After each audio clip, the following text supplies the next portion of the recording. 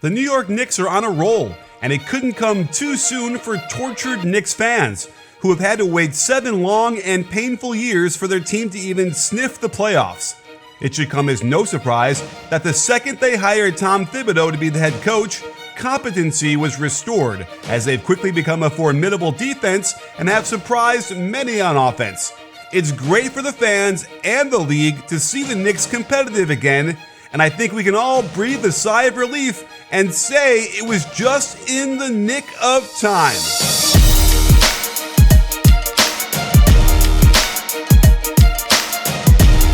We all know that first-year Knicks coach Tom Thibodeau hangs his hat on defense, and his promise of a tough-knit, stay-at-home and in-position foundation has certainly come true. Currently ranked 3rd in defensive rating, let's examine how they defend the pick and roll to figure out why they're so stingy. They employ a drop and chase method to high ball screens, where the ball screener's man drops down to contain while the ball handler's man forces him to use the screen and chase around. Notice how high Derrick Rose is in relation to his man in the corner, and Alec Burks is also a step higher and almost on the lane line in early help position. They're trying to lure the ball handler into the long 2 area for a jumper and rely on Reggie Bullock to be able to contest anything further out. Again, notice where Rose is in relation to his man, and as the screen happens, Gibson begins backpedaling to lure the ball handler, but never letting the ball screener get below him.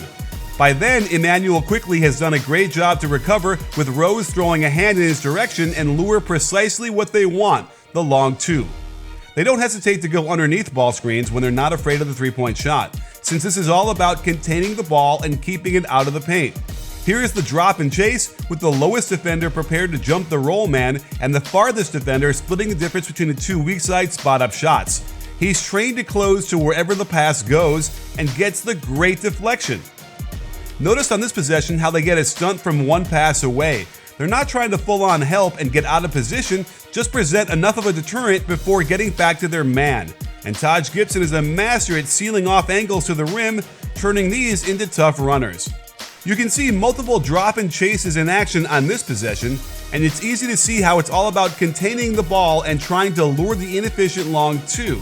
Notice how Taj steps up on the shooter to prevent the open look, but expertly hands him back off to Derrick Rose before finding his own man at the top of the key.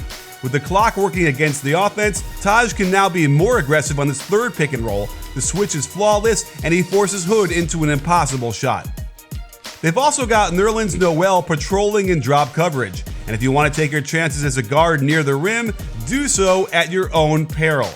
Along with Mitchell Robinson when he's healthy, Noel presents an incredibly long and agile obstacle all across the court, helping and stunting and then dealing with isolations off the dribble, like Tobias Harris discovers on this jumper. He averages over 3 blocks per 36 minutes, and there's no easy way to avoid his reach no matter how you decide to attack the rim. Here's a great example of how much energy he brings to this end of the floor. There's the drop and chase, with Burks in early help position to deter the drive. Watch Noel stunt at the ball handler on this pick and roll to get him thinking and take a big enough angle to allow quickly to recover. Now the shot clock is an extra defender on the Heat, and Noel first stops Butler on his drive, then recovers all the way across the lane to simply erase this dunk attempt at the rim. As a coach, you not only have to have the proper defensive principles and concepts, but the ability to communicate and teach and inspire your players to actually do it. And that's what Tibbs has done wherever he's gone. And it's the same kind of defense that NordVPN can give you when you want to make your internet activity as private and secure as possible. By routing your normal online traffic through their servers, they can encrypt all of your data so cyber criminals cannot steal it. It can also allow you to access websites that certain countries might have blocked. I've got 2 letters for you, LP.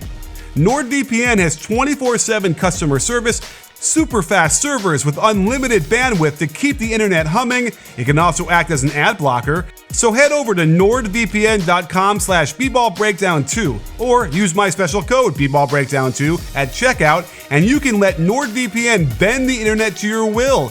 And right now, you can get a 2-year plan with a huge discount plus 1 additional month free. So it's a no-brainer, just like Tom Thibodeau unleashing Julius Randle on the offensive end, leading to a career high in just about every stat. His most used category is a bit of a shocker for him, letting the offense work for him to spot up for good looks from 3. He's over 40% from back there at 5 attempts per game, and I really like this set as they have him set a pin down the weak side for a cutter to get the dribble handoff out top. When the guy handing off rolls to the hoop, it forces Randle's man to bump down and cover, allowing Randle to lift to the wing for a good look at the left wing going to his right. For a lefty, that gets him in perfect alignment to simply catch and shoot with some space. He doesn't even need to set the screen on this one, but defenses have been disrespecting his shooting ability at their own peril for too long. He'll also post up strong and draw the double team, and I love how he skips the ball to force the rotation by the defense and then immediately spots up in the open space out top for another open look and splash. His ISO game is average, primarily because he really struggles to get by his defender off the dribble, which then leads to a lot of mid-range shots. The Knicks rank 22nd in overall offense, and one of the reasons is that this is one of their go-to actions, where he likes to end up going to his right on some sort of fadeaway from at least 15 feet. He's good enough to be average on finishes here, but if the Knicks want to take another step forward, they're going to need to find a better offensive weapon, since he's using over 54% of their total isolations, and they all end up in these inefficient shots that only the elite of the elite players can make at a high enough percentage to justify so many of them. Because they end up with these tough step back or fadeaway shots, he's not drawing free throws. Among the 34 players who have isolated at least 100 times this season, he ranks 22nd in free throw rate, indicating to me that they need to limit these types of plays more than they have. And that brings us to the other point of attack in their offense, RJ Barrett. The second-year guard has seen a nice uptick in his production from last year, and while he's no James Harden, he is on a trajectory to be a nice piece on a good team. He's their number one go-to for running the pick and roll, and while he's a bit below average in terms of finishing, again, he's a lot better than last year, so there's hope.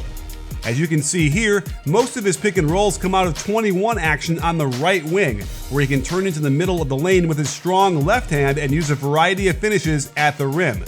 They pitch the ball ahead to him at the wing, then have the center come and set the inside ball screen. I dig the nice hesitation to freeze the big man before getting to the off-foot one-handed lefty flip quick release off the glass. This attack leads to the majority of assists he gets out of the pick and roll, and while this play was slow to develop, he ultimately finds his way to the rim before awkwardly tossing up a pass to Noel. The passing part is still a work in progress, but it's getting the job done. His vision is improving, and check how he draws both defenders to him towards the half-court line before throwing an accurate pass right to Taj so he can finish strong. Instead of hitting ahead to Barrett on the right wing, Rose can keep it, allowing Barrett to flare out for the catch and right into pick and roll. Good job to put his defender in jail, keep his composure, and then drop it off soft to Taj for another dunk. Another set they like to run for a Barrett ball screen is this weird one, where Randle hands it right back and then cuts right into the space they're setting the ball screen. It's been effective anyway, but there isn't much space for RJ to do anything to the left side, since Randle is still trotting through on his cut, and his man can really gum up the works. That said, it's working really well for them, so if it ain't broke, don't fix it. RJ's other main mode of getting shots is spotting up, and it's where Julius Randle and him have been developing nice chemistry. Barrett has also discovered that if he can get to the corner when Randle has the ball, he's got a good chance of getting an open three, as the defense tends to get really concerned with Randle's drives to the basket, opening up all manner of kickouts. And it's curious to me that Barrett's man would help one pass away off the corner so often, considering he's gotten his percentage up to 38% from back there.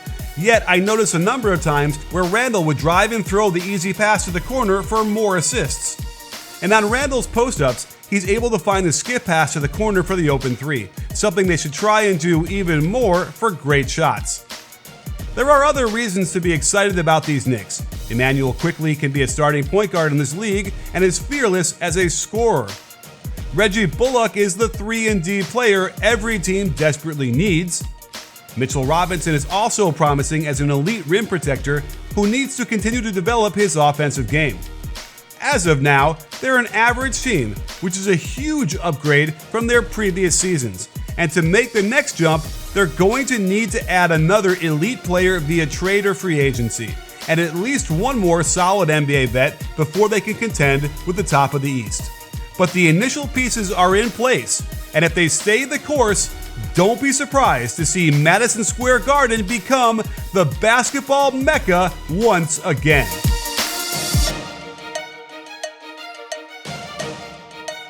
As we get towards the end of the season and the playoffs, make sure to subscribe and turn on your notifications to get the latest breakdowns on the NBA. Plus, I've got a YouTube membership with tons of extra content you won't want to miss. If you like this video, give it a thumbs up and throw a comment down below. After all, at B-Ball Breakdown, we're not a channel, we're a conversation. You in?